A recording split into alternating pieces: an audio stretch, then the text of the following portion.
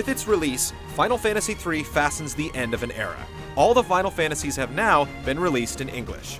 Now the question is, if an end-of-cycle Famicom game has what it takes to hang with the new crowd of RPGs. Can it slide by on name recognition alone, and most importantly, how does it handle as a portable game?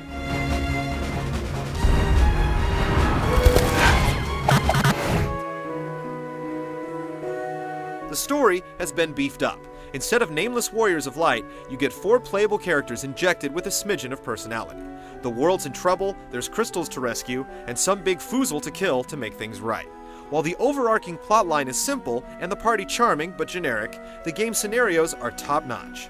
Each little episode involves towns and castles in trouble, usually with a surrounding dungeon as the source. Vikings, dwarves, and wee folk keep each situation unique and flowing, allowing you to get caught up for just enough time until the next crisis arises. With no intricate mythos or maddening twists, it may not have that old The Iliad meets the Matrix feel, but if you're playing it spurts at a time, there's little chance of not knowing or forgetting what to do next.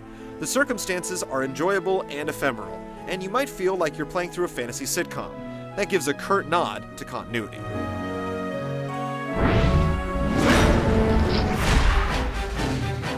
Final Fantasy III was the genesis for some core Final Fantasy mainstays, like the Moogles, who are given the added task in the remake of handling mail between game non-playable characters and your own friends on the internet.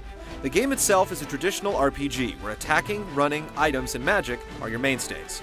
The job system is where the game gets all shiny, with over 20 jobs to find, adding additional skills to the battle menu. This allows more strategy to factor into grinding and is also the key component to battling bosses, who can be more puzzle-like than a behemoth of hit points. The game may make use of the DS's 3D capabilities, but the upper screen and touch is ignored. You can enter commands with a stylus if you want, but it's a chore. The top screen displays a world map if you're outside, but inside, it's mainly blank and black. The save system allows you to save anywhere outside, but dungeons come sans save points. An annoyance, but they are bite-sized for the most part.